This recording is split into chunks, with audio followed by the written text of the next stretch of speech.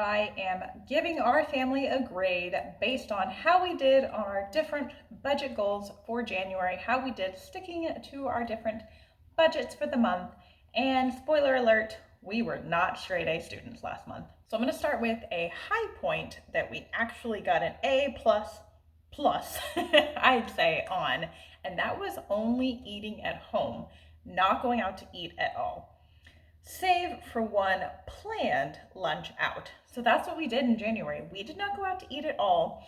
No takeout runs, like we didn't hit the Chick-fil-A drive-through. We didn't order pizza late one night when we were just too tired to make dinner. We had one lunch that we got out on a date day, and that was it. That is all we did in the month of January. And honestly, I'm surprised. Like, I couldn't remember. I had to go look at our bill statements, go check our bank account, because the month of January was a blur, as I'm sure it was for many of you as well. But yeah, we didn't eat anywhere besides home for the whole month, save for that one lunch out, which was like the 4th of January. So super impressive, honestly. Impressed even with myself. But yeah, the ways we did that, I have lots of videos about how to eat at home. I have one where the entire theme of the video is how to eat at home. My biggest tip for eating at home more, and what helps us eat at home more, is just having simple plans for dinner.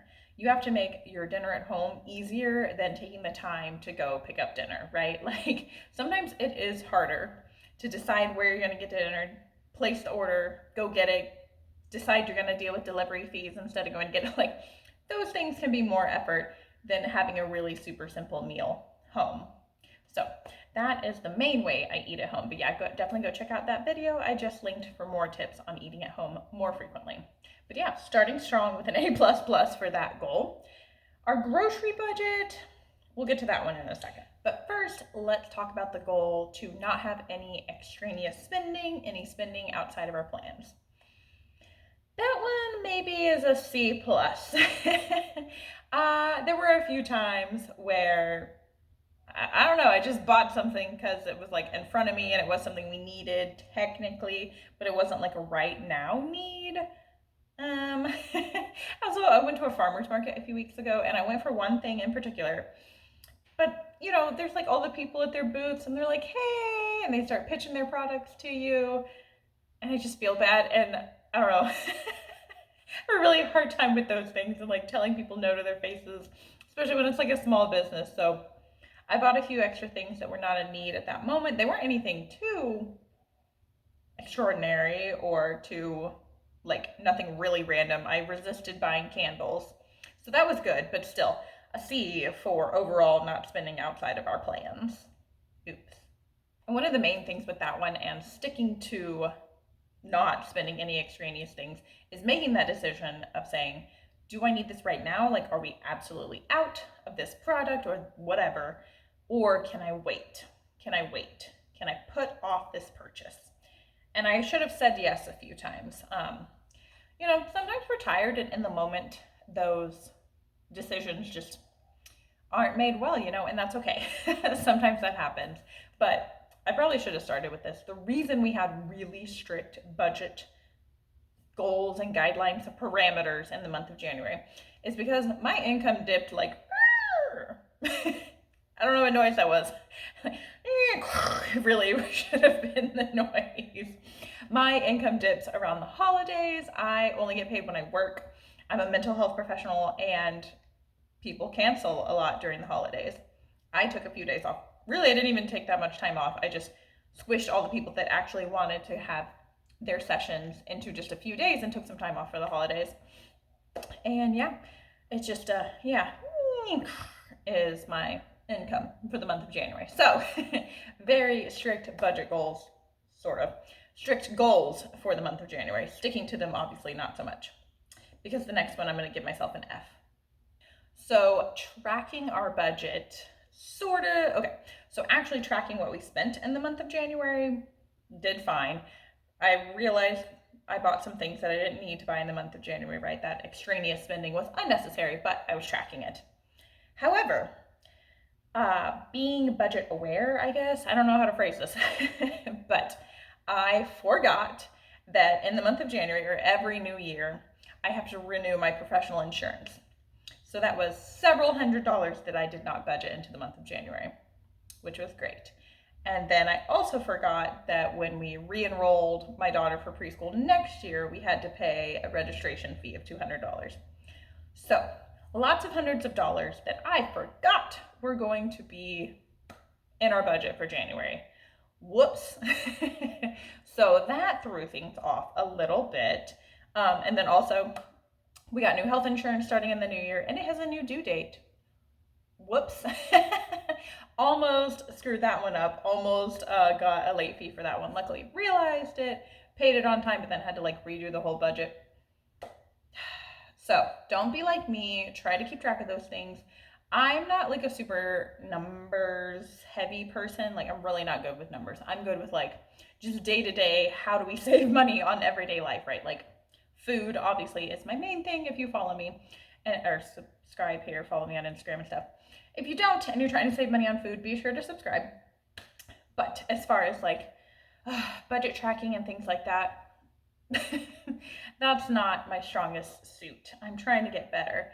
And what I need to do is go find one of those people who have a list of like, here's the things you're probably going to have just like once a year payments. I need to go back through old bank statements, old credit card statements, because sometimes we have to put these things on a credit card when we aren't aware they're coming up, right? Oops.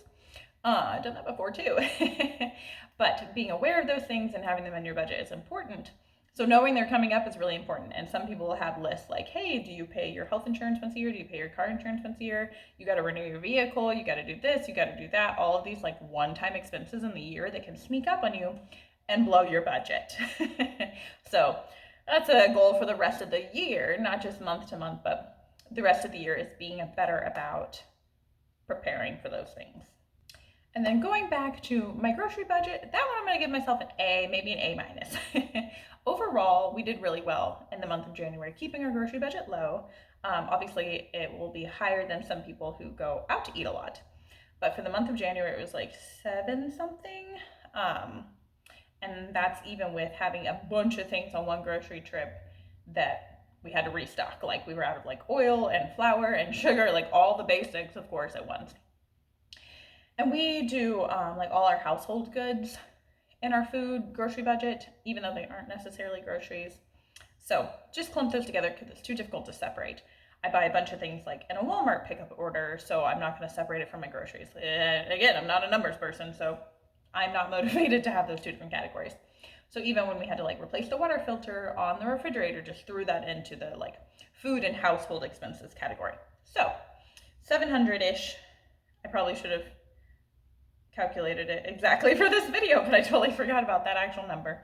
I knew it the other day when I looked at my grocery receipts, but I do 2-week meal planning and 2-week grocery shopping. And occasionally we'll have to pop back into the store, pick up like a gallon of milk, something my daughter wants to snack on because she's a toddler. And you know the thing where like 1 week they eat all of this in like 3 days, and then the next week they don't touch it and they eat all of something else in 3 days. So every once in a while we have to go buy a bunch of something new. But for the most part, we do pretty good, only going every 2 weeks. And the less you go to the store, the less frequently you go to the store, the less you spend, right? I have a video about that as well. Be sure to check that one out to help you save.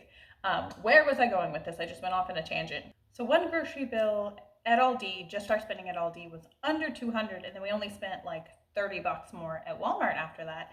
I find we always have to go get a few more groceries at Walmart. Aldi just doesn't carry everything. So unfortunately, we always have a Walmart pickup order. But again, we get things like toilet paper, paper towels, stuff like that at Walmart. So not too big of a deal. But yeah, one 2-week grocery shop was like barely over $200. It was really great. I will say on that one, we had a lot of meatless meals. So if you were trying to save, that's definitely a good one. And I have a video. I always blank on the word video. I don't know why that is. I have a video coming up sharing some of my favorite meatless meals. So be sure to subscribe for that one. But yeah, we spent barely over $200 for one 2-week meal plan, and then a little bit over $300 for the next one at Aldi. Or $300 there, a little under $200 there, and then, a few, like $50, $70 at Walmart here and there. So around $700 for total food and household expenses, which is our budget. So perfect. And I do find that fluctuates quite a bit because, again, things run out at different times, and it always seems like you'll have a bunch of things run out at once, which is super frustrating. But as long as you keep like the other weeks of groceries really low, that can help balance that. Yeah, so overall, 2 A's, a C, and an F, which like sounds like my junior year of high school when I was in like chemistry and geometry, and then I'm really good at like reading and history. Sounds like my grades when I was a junior in high school. All over the place, right? But what are we going to do differently in February? I am 99% sure there are no random one-time expenses in February. I believe we are going to bring something to my daughter's preschool Valentine's party. We're going to use a gift card for Valentine's Day date. I think that's it. I do know in this month it's so frustrating that your rent or your mortgage or whatever bills you have on the first come up so much faster, and you're like, hey, wait, I got a couple of less days in my rent on February, like fewer days covered. You know what I'm saying? Like there's 28 days in February, so your rent or your mortgage got less days in your house, whatever I'm trying to say. But other than bills popping up sooner because there's a few less days in February, I don't think we have any of those random pop-up expenses. Going to do better at tracking things this month, not spend things when they don't need, not buy things when they don't need to be purchased yet. Put them off as long as possible, make a plan for the next month. I do know I need to be planning ahead because in March, there's spring break. My income takes a little bit of a dip then also. Not as bad as the holidays, of course, but kids will be out for, I see kids as a mental health therapist, and kids will be out of school. Parents go on trips with them, put them in like programs for the week if parents are having to work, imagine that. So planning ahead is definitely more of the goal for the month of February, and just, tracking, continuing to eat dinner at home, continuing to keep our grocery bill low with all the rules that I follow and share on this account. So if you are trying to stick to a strict budget, I say that your grocery bill is actually the easiest one because you can do so many different things to address it, to cut down the cost of it. So if you're trying to save money, definitely give me a subscribe. That sounds weird. Subscribe, turn on notifications, all that good stuff. Leave me a comment if you have any questions. And now go check out this playlist.